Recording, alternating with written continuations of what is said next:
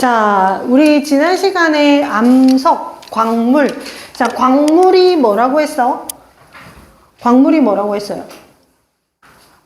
광물. 암석이 있는 거죠. 암석을 구성하고 있는 입자. 이게 광물이라고 했죠. 그래서 광물의 종류 여러 가지가 있지만 조암 광물. 암석을 이루는 알갱이가 광물이지만 또다시 그 알갱이들 중에서 많은 양을 차지하는 걸 조암 광물이라고 이야기를 했거든. 맞죠? 그래서 우리가 감람석, 희석, 각섬석, 운모, 장석, 석영 이렇게 6개 광물에 대해서 이야기를 했죠. 맞죠? 그리고 지난 시간에 마무리했던 게 화성암. 얘들아, 암석을 분류할 때 뭐에 따라 분류를 하나요? 어떤 기준으로 분류해요? 암석, 화성암, 퇴적암, 변성암을 분류할 때는 뭘로 분류해? 색깔? 아닌데. 큰 분류잖아. 암석이라는 큰 분류 안에 화성암, 퇴적암, 변성암 3가지가 있거든. 이 3가지를 구분한 기준이 뭐라고 했어요? 생성되는 과정. 생성 과정, 생성 원인이라고 얘기했어. 너네 복습 안 하니? 복습해야 됩니다. 복습할 시간이 없으면 클리닉을 와야 돼요. 월요일, 수요일 6시, 8시 혹은 8시, 10시. 아니면 토요일, 일요일 아침 10시부터 1시. 1층에서 한다. 그래서 공부할 시간이 없으면 클리닉 시간에 들어와서 복습해야 돼. 암석을 분류하는 기준은 생성 과정 혹은 생성 원인이었어요. 그래서 생성 과정에 따라서 화성암, 퇴적암, 변성암으로 나누면 화성암은 마그마가 식어서 만들어지고 퇴적암은 퇴적물이 쌓여서 굳어져서 만들어지고 변성암은 원래 있던 암석들이 뭘 받아서? 열과 압력을 받아서 성질이 변하면 변성암이 된다. 이렇게 얘기했잖아. 맞죠? 그래서 지난 시간에 우리는 화성암에 대해서 이야기를 했어요. 화성암은 마그마가 식어서 만들어진 암석인데 마그마가 어떻게 식느냐에 따라서 2종류로 나뉘었죠.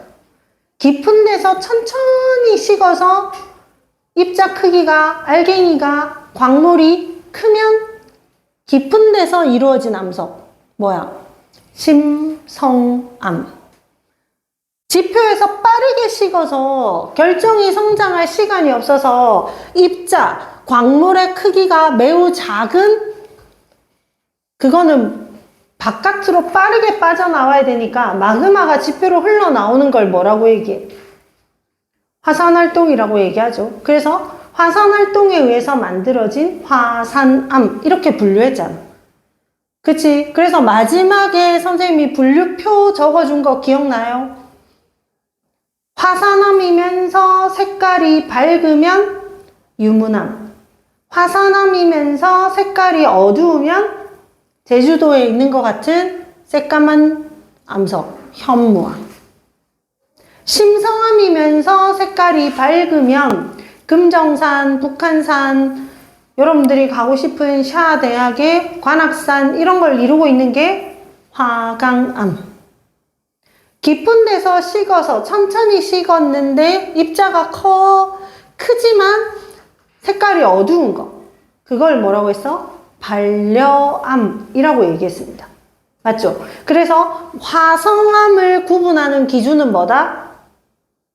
화성암을 구분하는 기준은 생성 깊이. 생성 깊이가 말하는 것과 같은 의미가 생성 장소. 또 다른 의미는 냉각 속도. 또 다른 의미는 알갱이의 크기. 맞죠? 그 다음에 또 다른 게 뭐야? 색깔이죠. 아까 밝다, 어둡다. 그러면 색깔과 같은 의미가 뭐라고 했어? 화학 조성. 또 다른 의미는 광물의 종류. 광물의 구성 이런 것과 같은 의미라고 했죠. 그래서 밝은 색의 화산암은 유문암, 밝은 색의 심성암은 화강암. 둘 다 구성하는 광물은 비슷하죠. 뭐만 달라? 알갱이의 크기. 왜? 식는 장소, 속도가 달라서. 그래서 석영이나 장석 같은 애들이 많은 아이들이 밝은 색이라고 했고, 화산암이지만 어두운 색, 심성암이지만 어두운 색 반려암은 어두운 색 광물이 많으니까 감람석, 휘석, 각섬석 이런 것들이 많다고 했죠. 맞아. 지난 시간에 요까지 필기하고 끝냈거든요. 기억납니까? 복습을 반드시 해야 됩니다. 선생님이 과학 공부할 때는 예습은 하지 말라고 얘기해요. 어설프게 읽고 와서 막 아는 척 하다 보면 정작 들어야 하는 내용을 잘 못 듣거든. 그래서 과학은 예습하고 미리 책 읽고 오고 이런 거 안 해도 돼. 그치만 뭐는 반드시 한다? 복습은 반드시 하셔야 됩니다.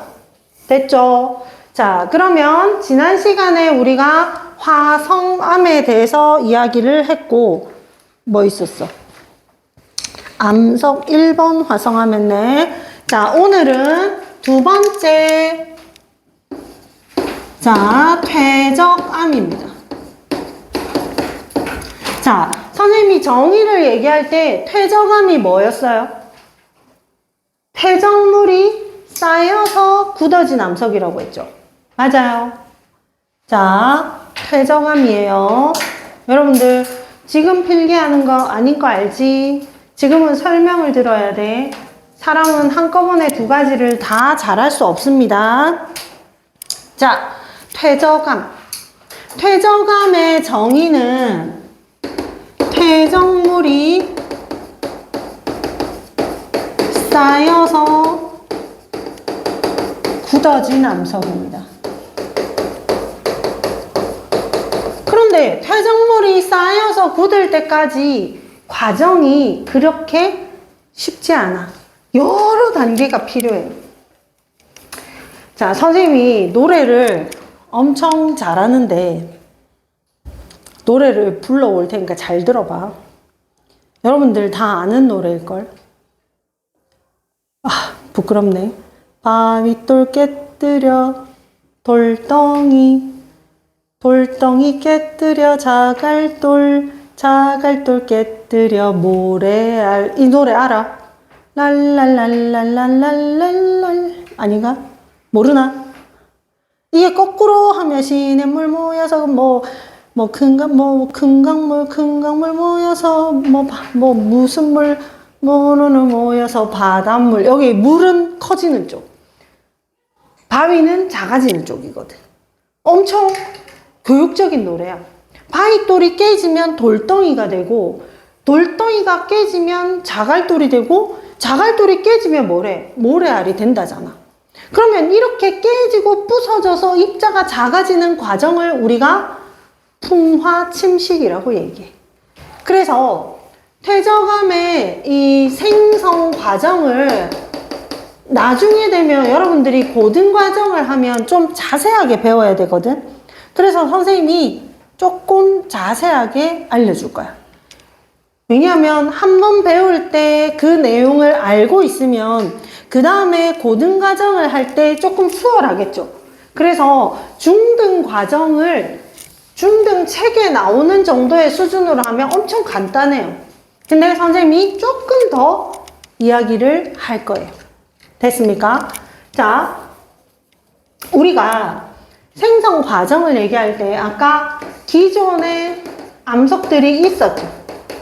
기존의 암석이 있는데 얘가 뭘 받았어요? 풍화와 침식작용을 받았어요. 풍화 침식이 아까 바위돌 깨져서 돌덩이가 되고 자갈돌이 되고 모래알이 되는 그런 과정을 풍화 침식이라고 얘기를 해요. 풍화 침식을 하면 바위돌이 자갈도 되고 모래도 되고 진흙도 되고 이렇게 되면 생겨나는 게 뭐냐면 퇴적물이 생겨요. 자, 이 퇴적물이 생기면 아까 쌓여서 굳어진다고 했잖아. 근데 그냥 쌓이진 않아. 뭘 해야 되냐면 운반이 돼야 되고요. 운반했을 때 어떤 특정한 영역에서 퇴적이 됩니다. 그러면 여기서는 퇴적작용이 일어납니다. 자, 퇴적작용이 일어나면 생각해봐요, 여러분들. 입자가 이렇게 표면에 입자가 막 쌓여. 큰 거, 작은 거, 뭐 작은 거, 큰 거와 이렇게 쌓이겠죠. 이동해 와서 쌓이니까 우리가 돌담을 쌓듯이 엄청 예쁘게 쌓이진 않겠죠. 자, 퇴적이 된 상태에서 이런 빈 공간들이 좀 많잖아. 그죠? 이런 빈 공간들이 보여요. 입자와 입자 사이에 빈 공간. 이런 빈 공간을 우리가 뭐라고 하냐면 공극이라고 얘기해. 여러분들이 초등학교 때 배웠는지 모르겠지만 초등학교 때 1000ml 큰 비커 있죠. 거기에 구슬을 왕구슬이랑 잔구슬을 준비해서 1000ml 안에 가득 차게 부어요. 그럼 어때? 왕구슬은 왕구슬끼리 만나서 쌓이면 그 중간에 빈 공간이 커, 작아? 크지. 근데 잔구슬을 담으면 촘촘하게 있으니까 그 사이 구멍이 작죠. 근데 여기에 물을 부어보면 들어가는 양이 똑같다. 그게 공극이 생겨있는 비율이라고 해서 공극률이라고 얘기하는데 입자 크기가 균질하면 공극률이 같아요. 근데 큰 구슬과 작은 구슬을 섞어. 그럼 어떻게 돼? 큰 구슬 사이에 빈 공간에 작은 구슬이 끼어 들어가죠. 그럼 어떻게 돼요?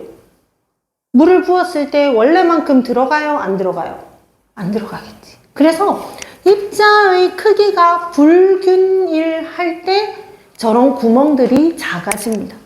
근데 어쨌든 퇴적작용으로 인해서 공극이 많이 생겼거든요. 자, 여러분들 생각해봐.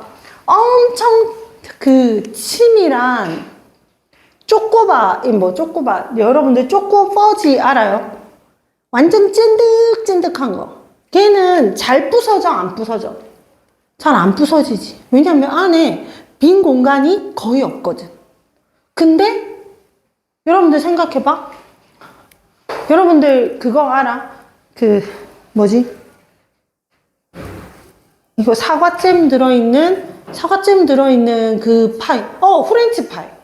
프렌치 파이 어때? 프렌치 파이 부시면 어떻게 돼? 잘 부서지지. 부스럭부스럭 가루가 막 생기지.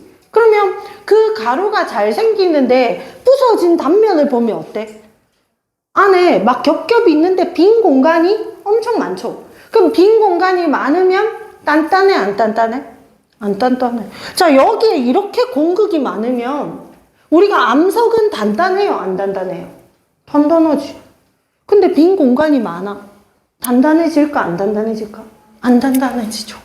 그래서 이 퇴적작용에서 선생님이 칸이 모자라서 그림을 여기다 그렸는데 퇴적작용에서 이렇게 되고 나면 이게 퇴적작용이야. 그러면 얘가 뭘 봤냐면 여러분들 두꺼비집 만들어 봤어? 바닷가에서?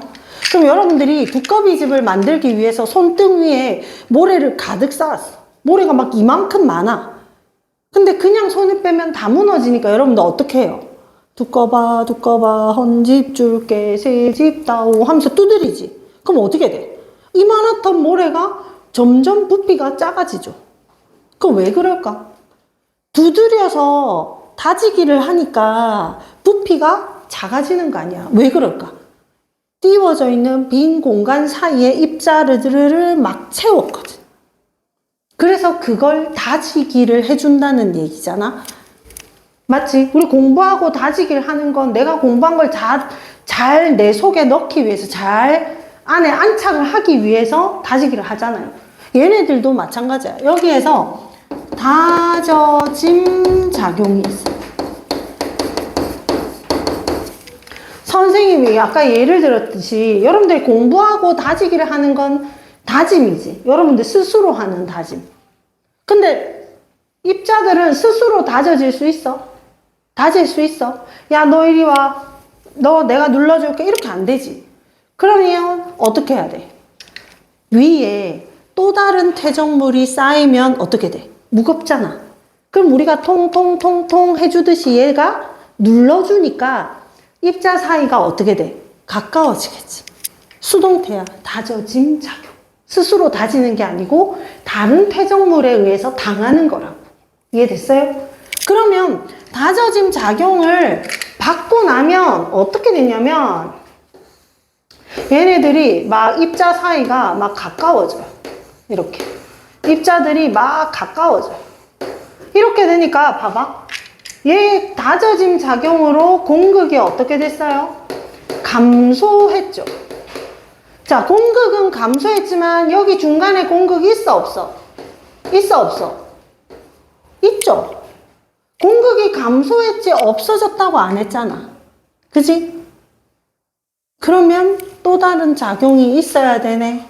우리 책에는 안 나와. 여기에 교결작용이라고 해서 교결작용이 일어나면 어떻게 되냐면 안 보이지? 교결작용이 일어나면 막 이렇게 입자와 입자 사이에 빈 공간이 있었잖아요. 맞죠? 이렇게 빈 공간이 있었으면 여기에 새로운 물질이 채워져요. 자, 이렇게 새로운 물질이 빈 공간들을 다 채우면 어떻게 되겠어? 공극이 없어지죠. 그럼 어떻게 돼? 치밀해지겠지. 단단해지겠지. 그렇게 해서 암석화 작용이 생겨야 돼요. 암석화 작용은 어떤 작용일까? 암석화 작용은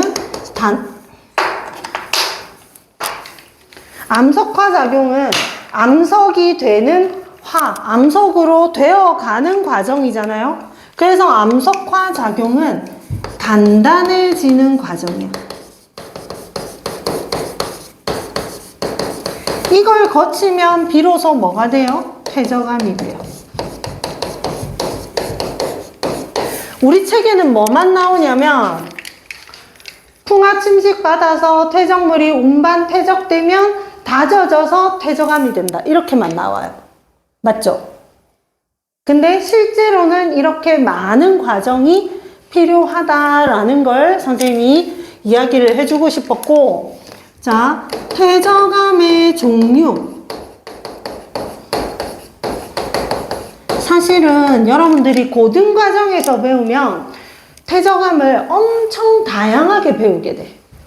쇠설성 퇴적암, 뭐 화학적 퇴적암, 유기적 퇴적암, 이래서 여러 가지 다양한 과정을 배우는데 우린 여기서 간단하게 배울 거야. 앞에 보세요.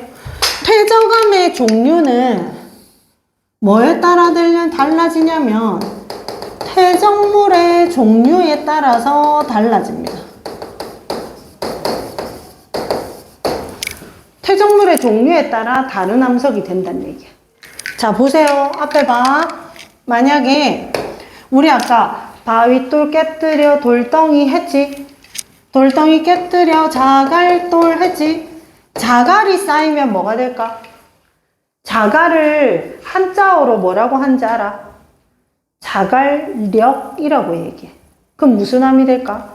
역으로 이루어진 역암이 됩니다. 자, 그 다음에 자갈이 더 작아지면 모래가 된다고 했죠.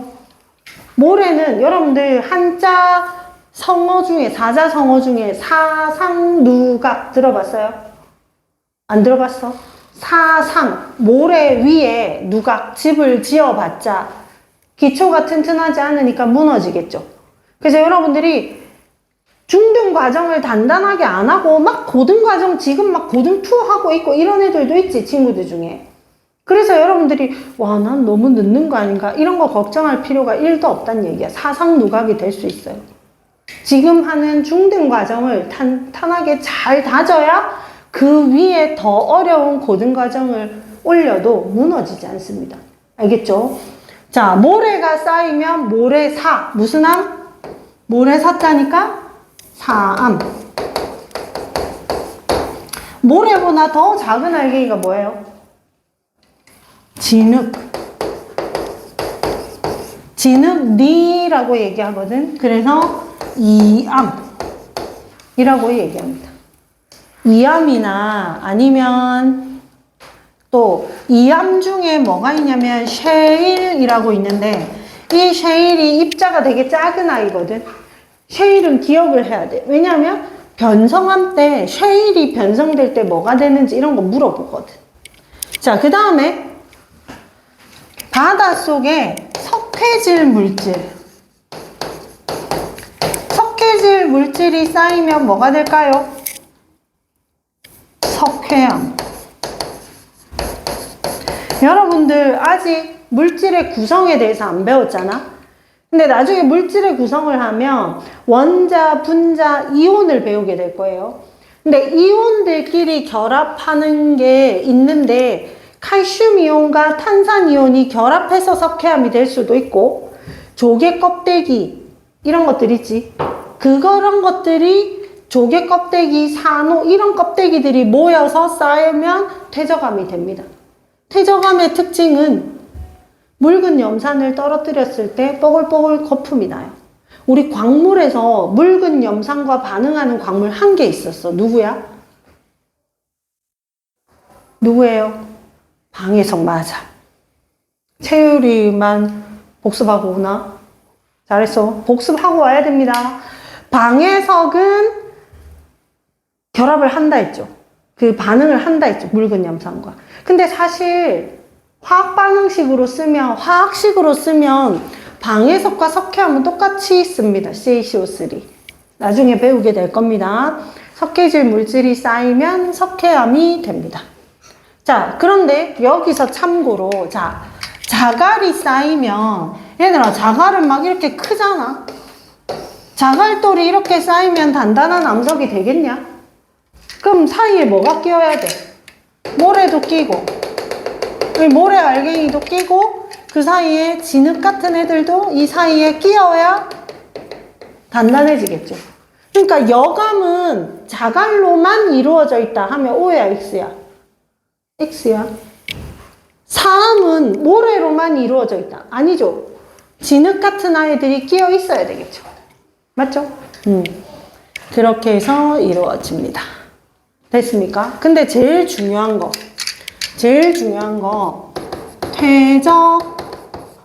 퇴적암에서만 나타나는 특징이 있어요. 이거 뭐야? 퇴적암에서만, 온리 퇴적암이야. 됐어? 온리 퇴적암에서만 나타나는 두 가지. 중요하겠죠? 퇴적암에서만 나타나니까. 퇴적암 파트에서는 이 내용이 중요하겠죠? 두 가지가 있어. 첫 번째는 층리, 두 번째는 화석.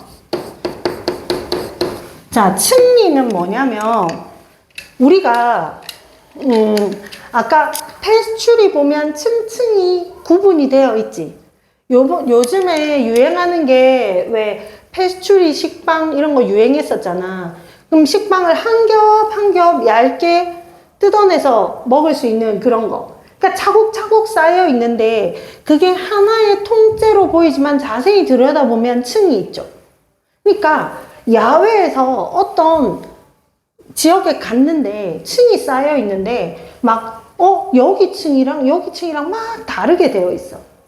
그러면 그런 구조, 층리는 층을 이루는 줄무늬예요. 줄무늬. 근데 층을 이루는 줄무늬인 층리가 형성될 수 있는 조건이 있지.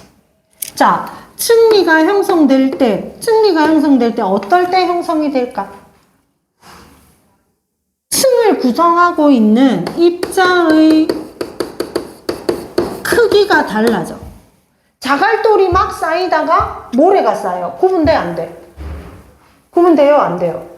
자갈은 입자가 크고 모래는 입자가 작잖아. 그지?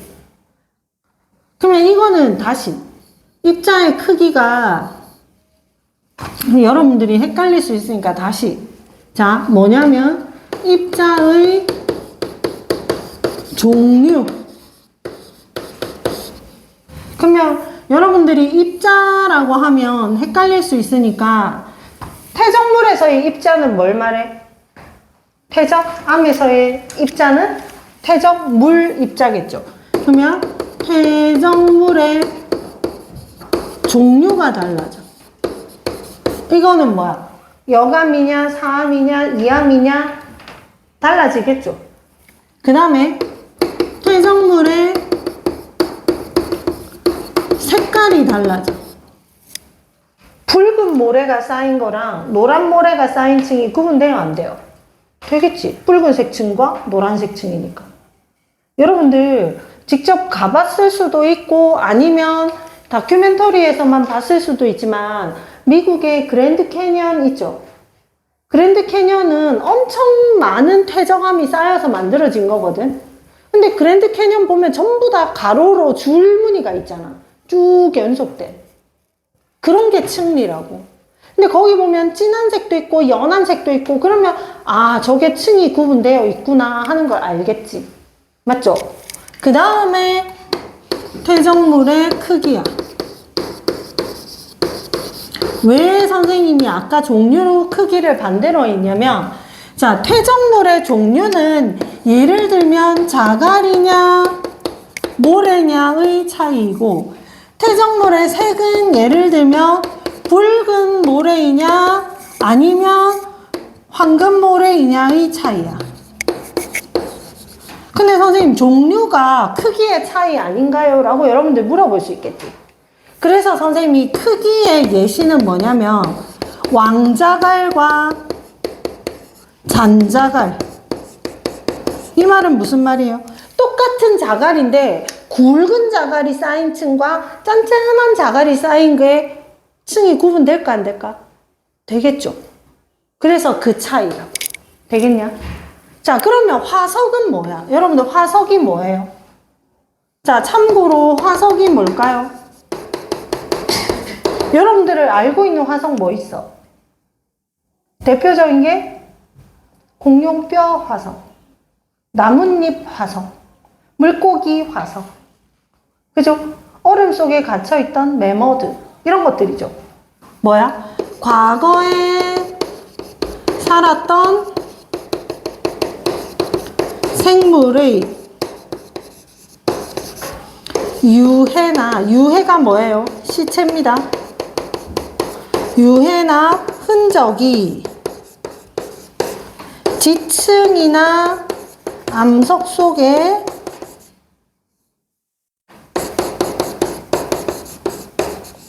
남아있는 것입니다.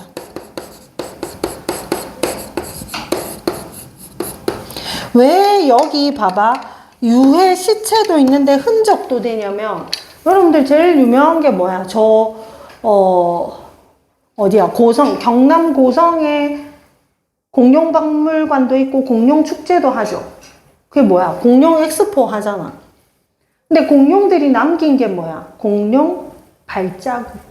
발자국 화석도 화석이 되거든. 흔적. 어떤 생물이 굴을 파고 살아서 그 굴이 암석 속에 기록이 돼 있으면 그것도 화석이거든.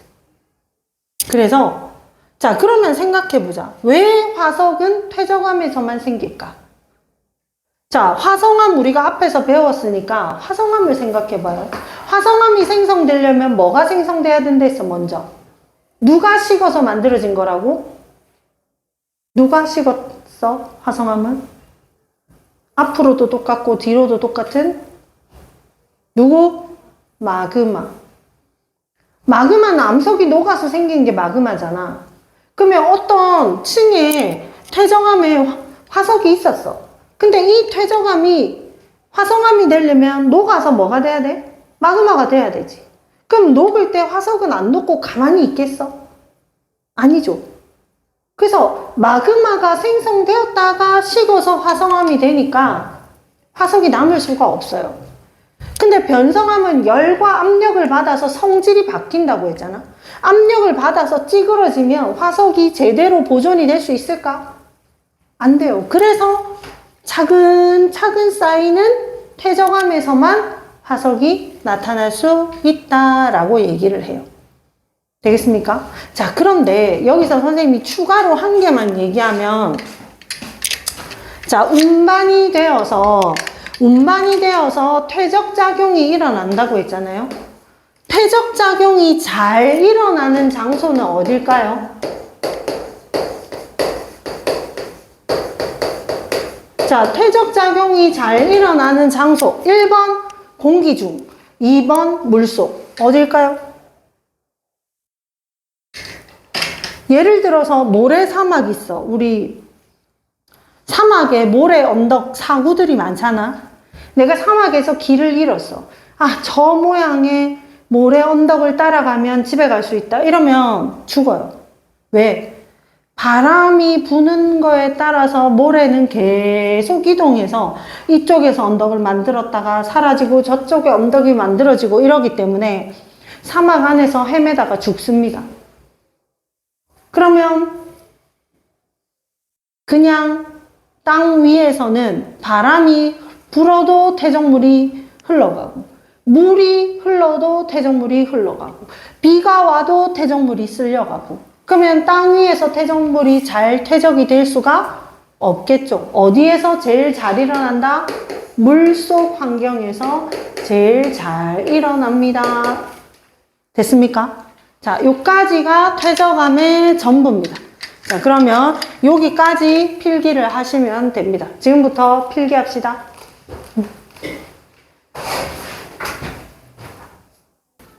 자, 우리 퇴적암까지 했죠? 한정아 힘들지? 조금만 더 하고 시작. 자, 세 번째는 변성암이에요. 자, 변성암은 이름이 다 우리가 암석들이 한자어로 되어 있었죠. 그럼 변성암에서 변은 무슨 변일까? 변할 변. 성은? 성질. 그지? 그럼 변성암은 뭐가 변했어? 성질이 변했어. 왜 성질이 변하냐면 열과 압력을 받거든. 자, 해봐. 만약에 여러분들이 딱 손가락이 지금 예쁘게 딱 살점이 예쁘게 붙어 있는데 여기 뜨거운데 손이 탁 닿였어. 딱 뜨거워 이렇게 하고 나면 좀 있으면 손이 뻘겋게 변하지. 그러다가 더 심하면 물집이 생기죠. 그러니까 이건 뭐야? 성분이 변한 거지. 맞아? 우리가 밀가루 반죽을 잘 해가지고 예쁘게 해가지고 빵틀에 딱 넣어서 오븐에 굽잖아. 열을 가했지. 그러면 나왔을 때 빵이 되었을 땐 더 이상 밀가루의 성질이에요? 아니에요?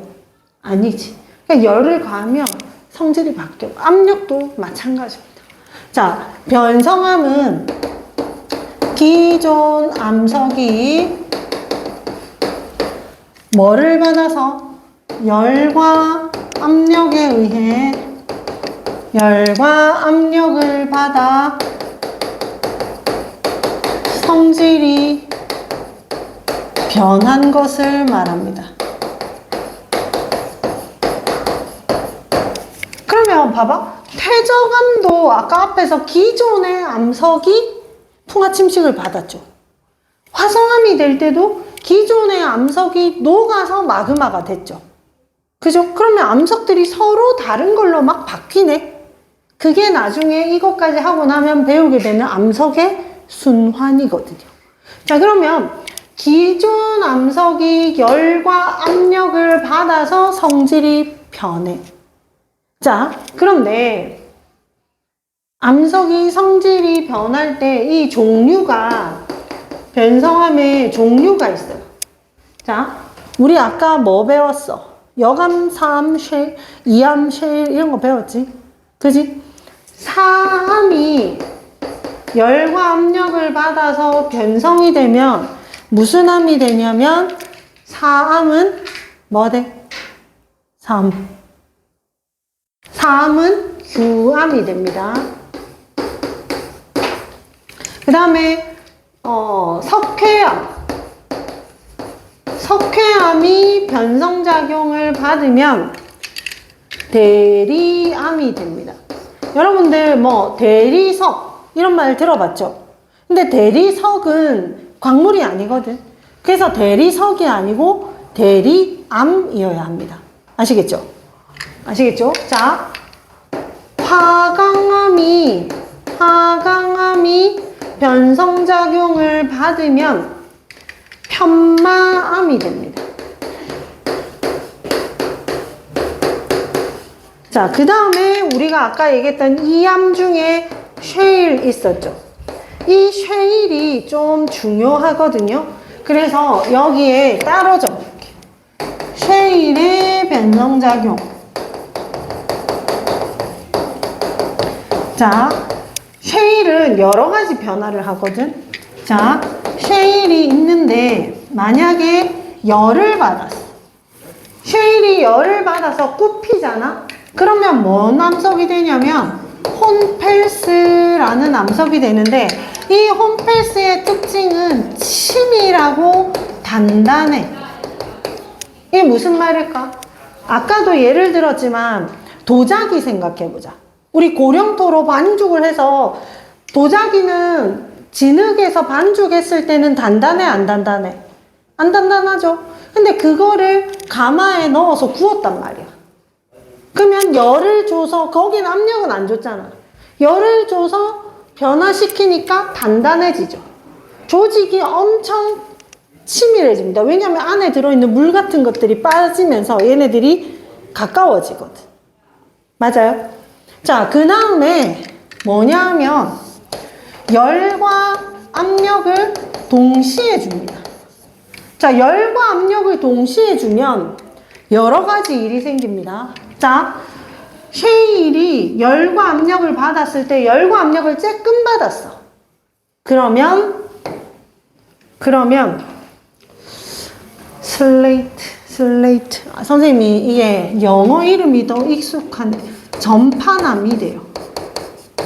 슬레이트 전파남이 되고, 사실은 여러분들 나중에 되면 4단계로 얘기해요. 전파남이 변성작용을 또 받으면 천매암이라는 게 되고요. 천매암이 또다시 변성작용을 받으면 편암이 또다시 변성작용을 받으면 편마암이 돼요. 근데 우리가 책에서 천매암 이런 것들은 안 배우거든요.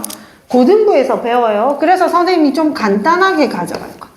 그러면 편암이 되고요. 다시 이 부분이 편마암이 됩니다.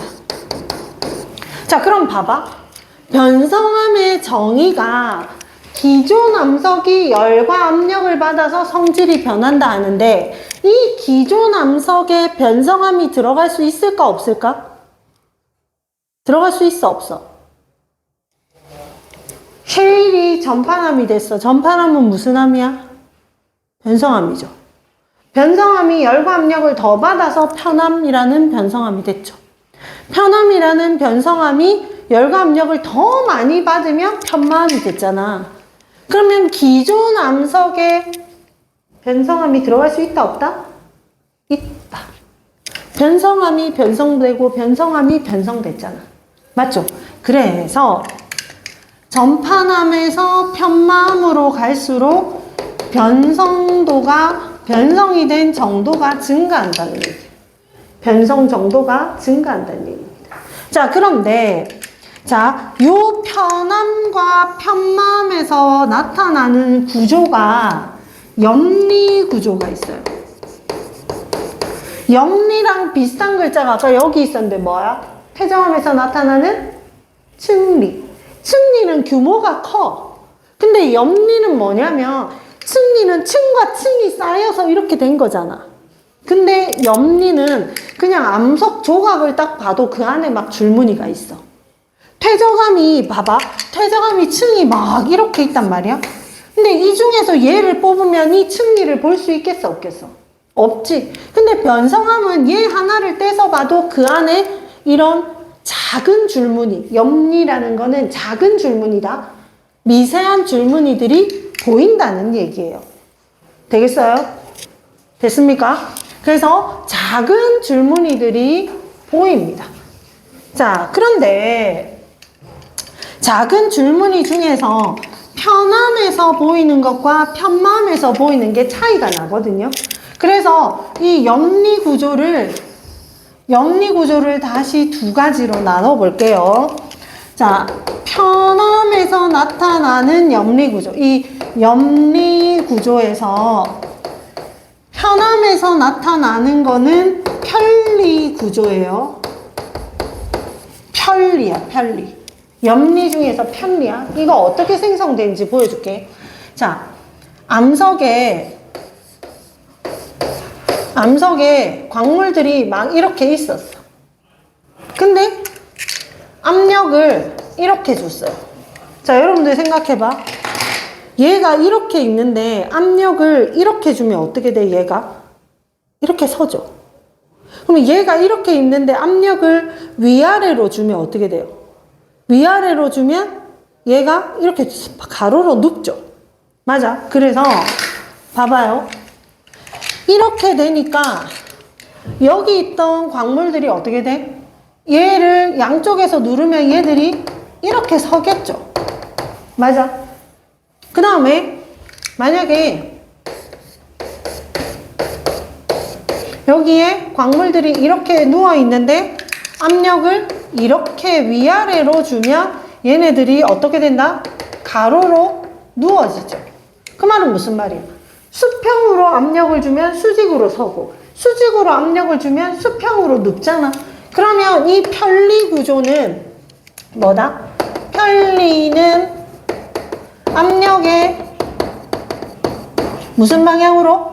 수직 방향으로 광물들이 배열되어 나타나는 줄무늬입니다. 되겠어요?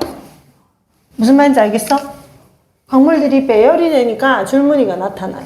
근데 자, 여기서 편마암이 되면요, 편마암이 되면 나타나는 것을 우리가 편마구조라고 하는데 중학교 책에서는 편마구조는 잘 안 나와요. 근데 이 편마구조는 뭐냐면 얘들이, 여러분들 그런 거 봤어요? 이렇게 아파트 들어가는 입구 쪽에 막 이렇게 꽃 심어 놓고 나무 심어 놓고 이러면 거기 앞에 큰 돌 같은 거 막 이렇게 정원석 같은 거 갖다 놓잖아. 그러면 그런 돌이 이렇게 있으면, 암석이 있으면 어때? 이 안에 막 이렇게 막 줄무늬 같은 게 있잖아요. 기억나요? 이런 구조가 편마 구조거든. 그러면 이 편마 구조는 어떻게 해서 만들어지냐면, 이 편마 구조는 이 염리 상태를 뛰어넘는 거잖아. 그래서 더 강한 열과 압력에 의해서 밝은색 광물은 밝은색 광물끼리, 또 어두운 색 광물끼리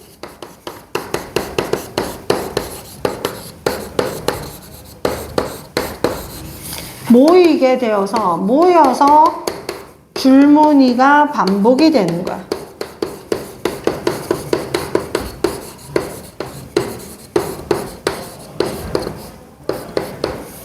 그래서 암석 속에 막 우리 막 어떤 공원 같은 데 가면 암석 바위에 막 흰색 까만색이 막 줄이 막 휘몰아치는 거, 그런 거 본 적 있어요?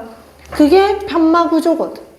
그래서 선생님 아파트에서 여러분들한테 편마음을 보여주고 싶어서 집에 가다가 선생님이 이걸 사진을 찍었거든. 근데 어디 뒀더라?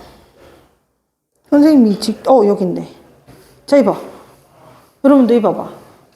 줄무늬가 흰색, 까만색이 막 나뉘어져 있지. 봐봐. 그지? 이거는 굽이치진 않았지만 이 옆에 보면 굽이치는 물결 무늬가 보여. 근데 어쨌든 이렇게 흰색, 까만색이 따로 분리되는 걸 편마구조라고 얘기해. 맞지? 완전 흰색, 까만색을 누가 일부러 만들어 놓은 것 같지 않아? 그지? 형철아 봐봐. 그치? 그래서 이렇게 생긴 게 편마암입니다. 선생님이 사실 이거 말고 더 막 굽이치는 걸 찍었는데 밤이라서 너무 이상하게 나와가지고 지웠거든. 그래서 선생님이 기회가 되면 조금 밝을 때 찍어가지고 사진을 한 번 더 보여줄게요. 편마 구조는 어떤지 알겠죠? 훨씬 커요. 그래서 이걸 어떻게 하냐면 편마 구조는 우리가 실험하기가 좀 어렵고요. 편리 구조는 실험을 합니다. 어떻게 하냐면 식빵이 말랑말랑하잖아. 그러니까 식빵 안에 말랑말랑한 젤리, 뭐 힘을 조금만 줘도 모양이 잘 변하는 건포도나 이런 것들을 안에 넣습니다. 그래서 건포도가 들어있는데 식빵을 위아래로 쫙 누르면 안에 있는 건포도가 옆으로 줄무늬가 생겨요. 근데 식빵을 가로로 이렇게 가로 방향으로 빡 누르면 건포도가 이렇게 위아래로 일자가 되거든. 그래서 압력 방향의 수직으로 배열된다 하는 걸 눈으로 확인할 수 있는 게 식빵 실험입니다. 되겠습니까? 그래서 여기까지가 변성함의 전부입니다. 사실은 변성함의 종류도 굉장히 많거든요. 근데 우리 책에 간단히 나와 있어서 선생님이 요 정도만 이야기를 했는데, 변성함이 열과 압력을 받는다고 했잖아요. 그래서 첫 번째 아까 여기 홈페이스에 열만 받는 거 있었죠. 그 다음에 또 다른 건 압력만 받아서 변하는 종류가 있어요. 그리고 세 번째 열과 압력을 동시에 받는 종류가 있고요. 이 열 압력뿐만 아니라 뜨거운 유체, 증기나 액체에 의해서 변성이 되는 것도 있거든. 그래서 유체에 의한 변성작용까지 네 가지로 분류를 하는데, 요거는 선생님이 고등과정에서 좀 더 자세하게 설명해 줄게요. 됐습니까? 자, 여기까지 필기해 봅시다. 필기하세요. 자, 우리가 암석을 여러 가지를 배웠죠. 그런데 암석을 우리가 여러 가지를 배웠는데 처음에 3번 암석이었구나. 자, 그러면 자, 4번 암석의 순환.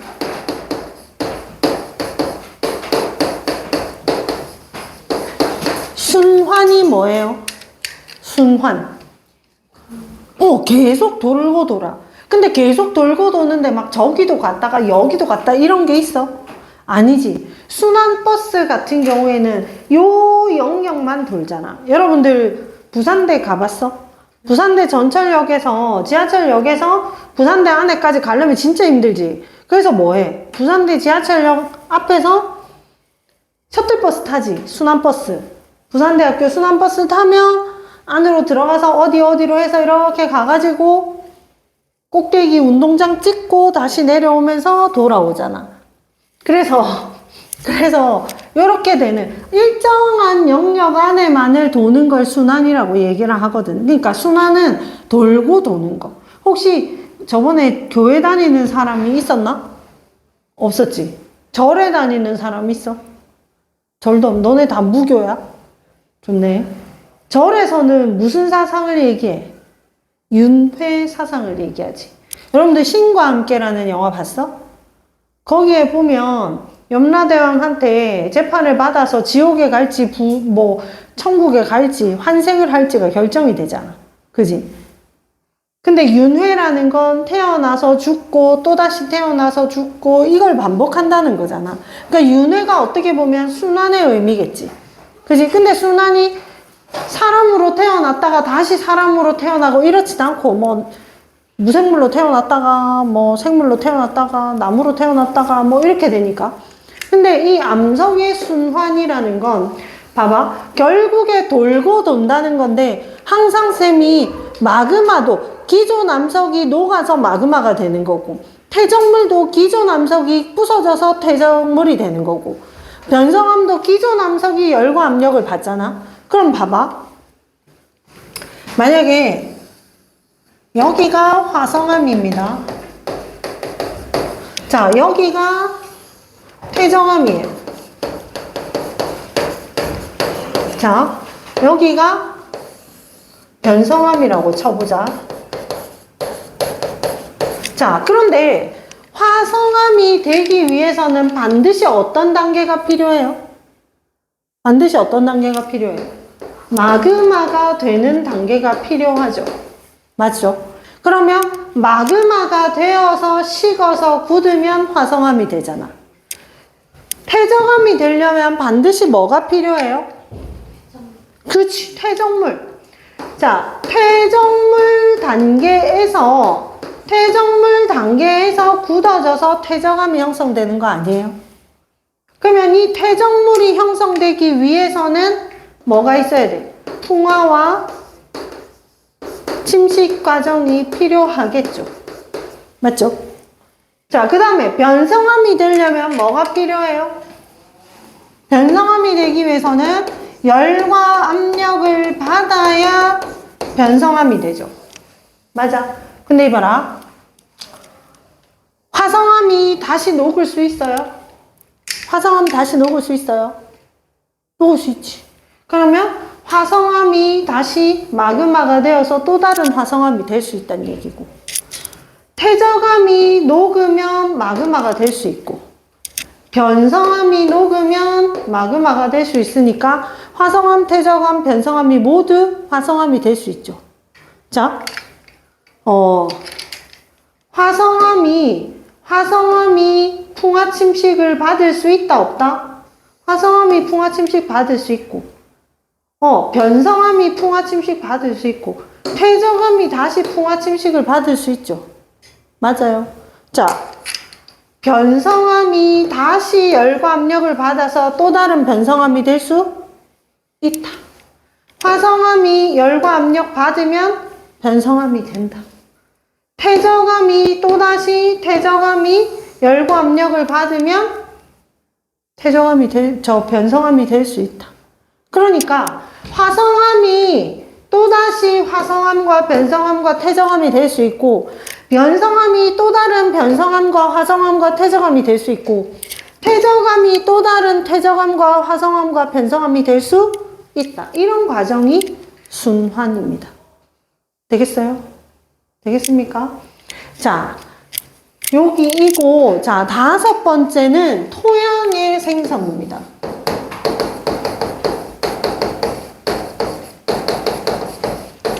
자, 토양의 생성에서 이거 선생님이 한 칠판에 끝낼 건데, 첫 번째, 토양이 생성되기 위해서 아까 뭐가 생겨야 된다고 했어요? 무슨 작용?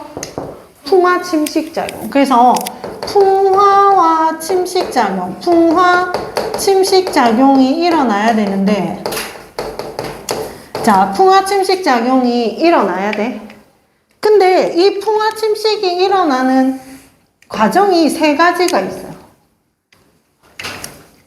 물의 어는 작용, 식물 뿌리의 작용, 압력의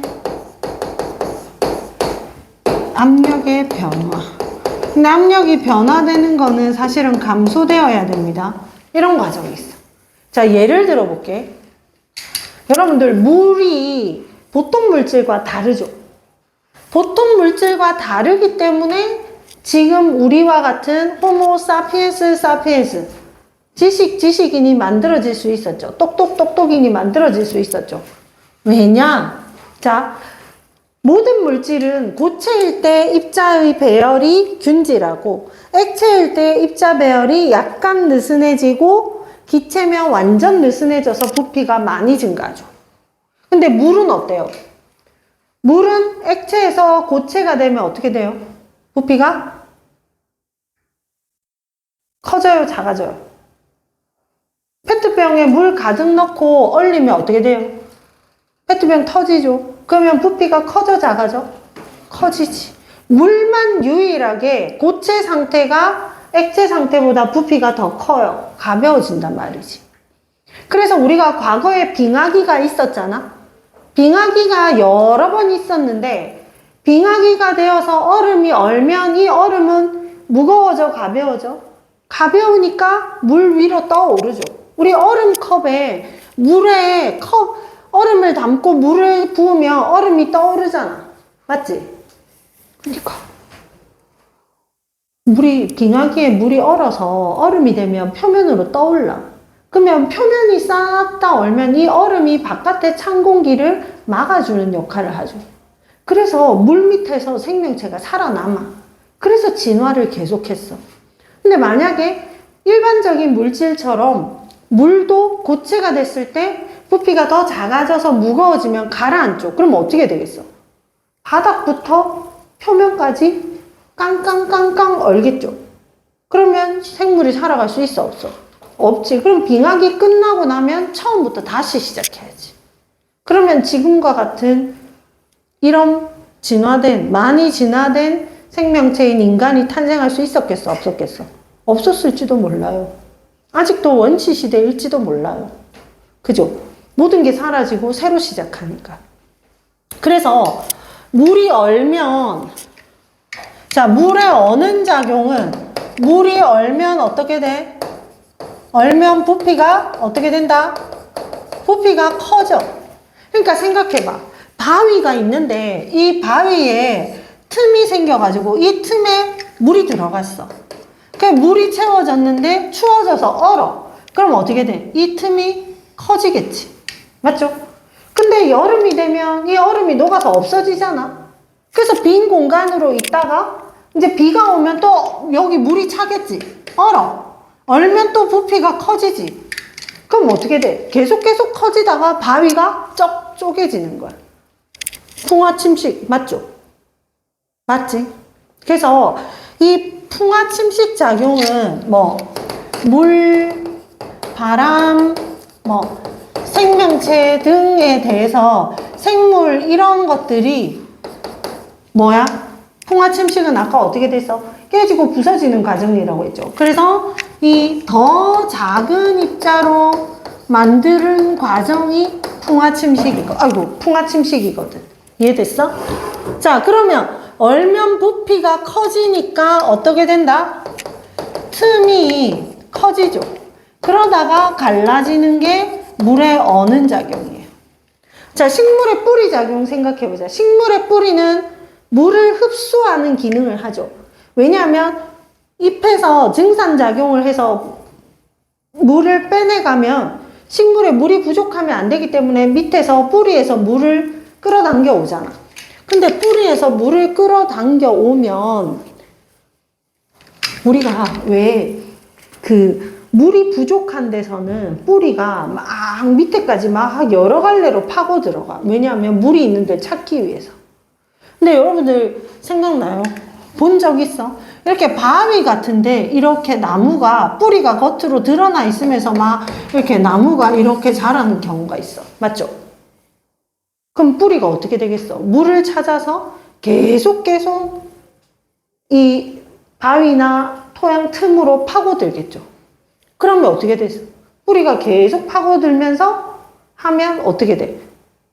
깨지겠지. 그래서 식물의 뿌리 작용은 식물 뿌리가 물을 찾아 성장을 하는 거예요. 그러면 어떻게 돼? 틈이 커지고 갈라지게 돼. 자, 그 다음에 압력의 변화. 이게 재밌는데 여러분들 뭐 이런 예가 정확할지는 모르겠어. 막 너네가 뭘 잘못을 했어. 엄마가 막 화가 엄청 났어. 그럴 일이 없겠지만 엄마가 들어가자 엄마! 화가 났어. 엄마의 압력이 커졌지. 그럼 어떻게? 책상 앞에 앉아서 딱 쪼그리고 있지. 맞지? 그 딱 엄마 눈치만 보고 있었는데 엄마가 엄마 마트 갔다 올 거야 하고 팍 갔어. 엄마 마트 갔다 오니까 집에 가만히 있어. 이렇게 하면 공부하고 있어. 이러면 엄마 있을 때는 이렇게 쪼그려져 있다가 엄마 비리리 띵 하고 현관문 닫히는 소리가 나면 와 진짜 죽을 뻔했네. 그럼 어떻게? 일어나서 컴퓨터도 켜고 밖에 나가서 냉장고에서 문 열어서 음료수도 마시고 막 어째? 나의 행동 반경이 커지죠. 나의 행동 반경이 부피라고 생각하면 어때? 압력이 크면 여러분들 보일-샤를 법칙 배웠잖아. 보일의 법칙에서 어때요? 압력이 커지면 부피가 작아지고 압력이 작아지면 부피가 커지죠. 자, 이 압력의 변화는 뭘 말하냐면 우리 심성암 기억나요? 어디에서 식었어요? 지하에서. 맞지? 지하에서 천천히 식었지. 땅속 깊은 곳에서. 자, 땅속 깊은 곳에서 이 심성암이 이렇게 만들어졌어요. 근데 이 위에 뭐가 있어요? 다른 지층이 놓여 있죠. 그러면 이 지층에 압력이 막 가해지고 있잖아. 그 얘가 쪼그라져 있었겠지. 근데 어떻게? 이 위에 놓여 있던 지층들이 풍화 침식이 돼서 막 사라졌어. 그럼 어떻게 돼? 얘를 누르고 있던 힘이 사라졌잖아. 그럼 어떻게 될까, 얘가? 얘가 욱 커집니다. 근데 얘는 고체잖아. 고체는 액체나 기체처럼 마음대로 부피가 증가할 수 있어요? 못하겠죠. 그러니까 이 밖에 압력이 제거되니까 안에서 밀어내는 힘이 생기는 거예요. 그래서 어떻게 되냐? 얘네들이 빵 껍데기처럼 이렇게 갈라져요. 그래서 얘들이 껍데기가 우리 그 아까 얘기했던 페스츄리처럼 한 겹 한 겹 벗겨져. 그러면 중심에는 벗겨지지 않는 단단한 암석이 들어있겠지. 근데 봐봐. 이렇게 벗겨지고 나서 얘네들이 위로 상승을 하게 되잖아. 누르는 게 작아지니까 위로 올라올 거 아니야. 그래서 지하 깊은 곳에서 생겼던 암석들이 지표에 드러나서 높은 곳에 있는 거. 그래서 설악산, 금정산, 관악산 이런 데 화강암들은 어디에서 원래 어디서 만들어진다고 했어요? 지하 깊은 데서 만들어진다 했잖아. 천천히 식어서 입자의 크기가 크다 했잖아. 근데 지금은 어디서 봐? 높은 산 위에서 보잖아. 그러니까 위에 있던 지층들이 풍화 침식돼서 사라지니까 압력이 제거돼서 얘네들이 위쪽으로 올라오면서 부피가 커져서 이렇게 되는 거예요. 이해됐어요? 자, 그 다음에 두 번째는 성분이 변화해야 돼요. 성분이 변화되는 건 아까 선생님이 풍화 침식 작용, 퇴적암 중에 쇠설성 퇴적암, 화학적 퇴적암, 유기적 퇴적암 이런 게 있다 했지. 풍화 침식이 일어나는 건 쇠설, 부셔서 가루가 되는 작용이고 얘네들은 화학적 풍화작용, 화학 반응이 일어난다는 얘기입니다. 이게 뭐냐면 예를 들면 지하수와 석회암이 만나면 석회암이 지하수에 녹거든. 지하수는 산성이고 산성비가 내리거나 이렇게 되면 석회암이 녹아요. 그러면 뭐가 생기냐? 석회 동굴이 생기지. 얘네 둘이가 화학 반응을 했다는 거잖아. 맞지?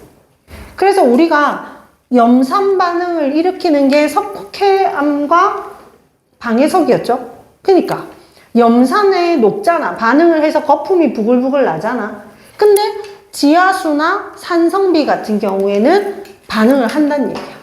그래서 석회암으로 만드는 뭐 조각 이런 거에 산성비가 내리면 어떻게 돼? 석회암이 막 녹죠. 그죠? 그런 것들이 있습니다. 그래서 지하수의 작용이 엄청 중요해지는 게 성분의 변화입니다. 그러면 공기 중에서는 어떤 변화가 생길까요? 여러분들 철 생각해봐. 철근이 녹슬면 무슨 색깔이 돼요? 녹이 피면 무슨 색깔이 돼요?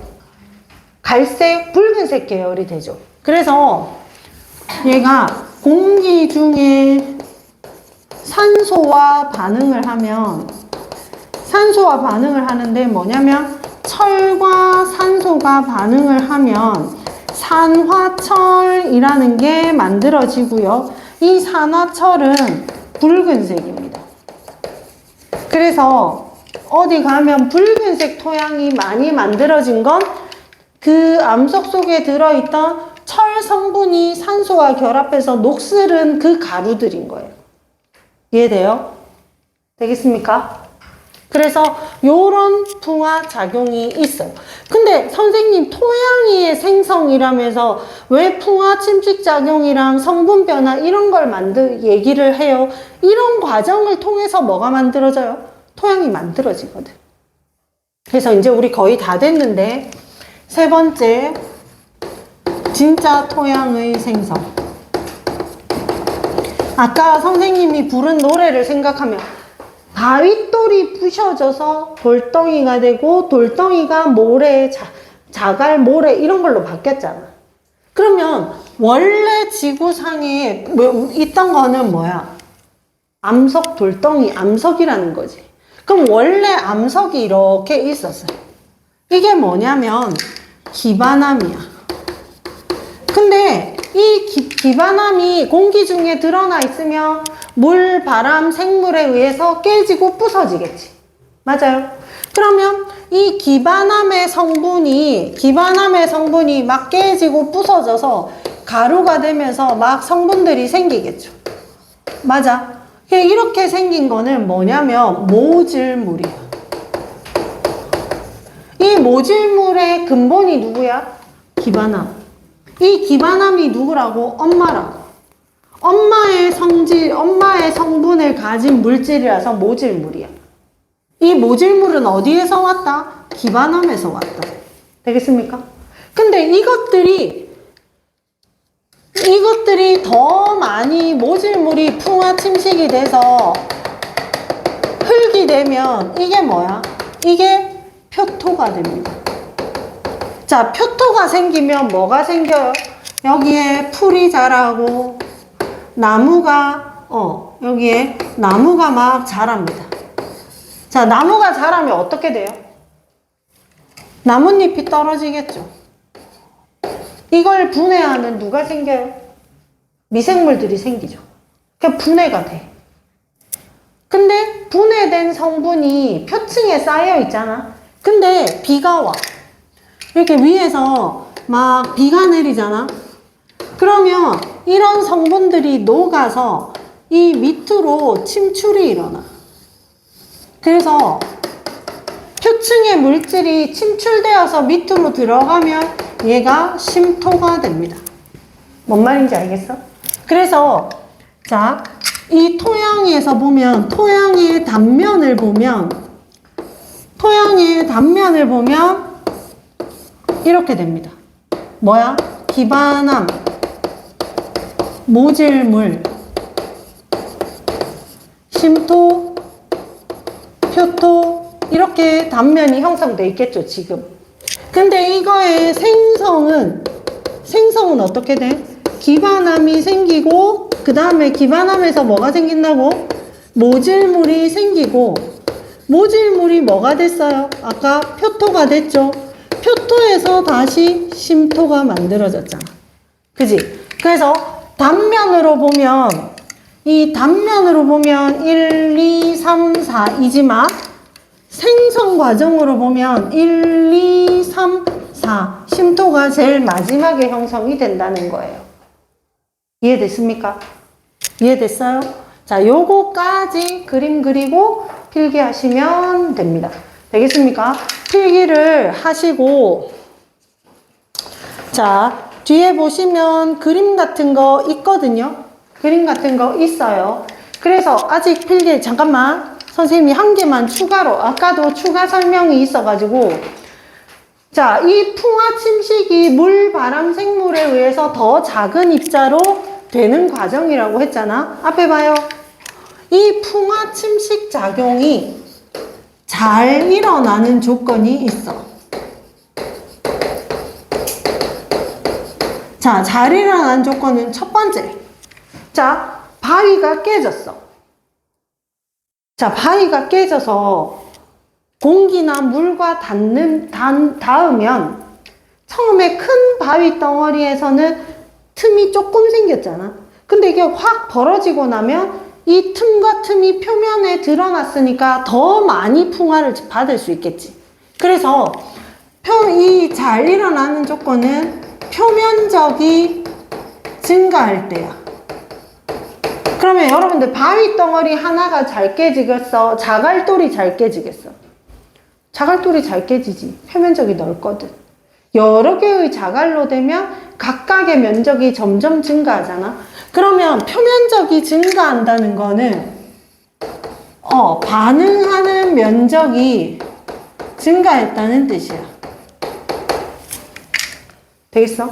그 다음에 두 번째는 아까 물이 물이 필요하다고 했잖아요. 물이 필요하다고 했기 때문에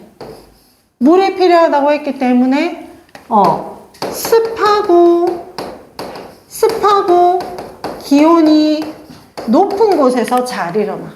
그럼 습하고 기온 높은 데가 어딜까? 극지방이야, 사막지역이야? 사막지역. 사막이 습해요. 근데 사막이라는 것도 밤낮으로 기온차가 심해서 밤이나 새벽이 되면 이슬이 잘 맺히거든. 그리고 또 적도지역. 더 더운 지역. 근데 우기가 있잖아, 맞지? 그러면 덥고 습하고 이게 덥고 습하면 뭐가 반응하는 속도가 빨라져. 그래서 풍화가 잘 일어난다. 이 정도까지 여러분들 하시면 되겠습니다. 자, 필기하세요.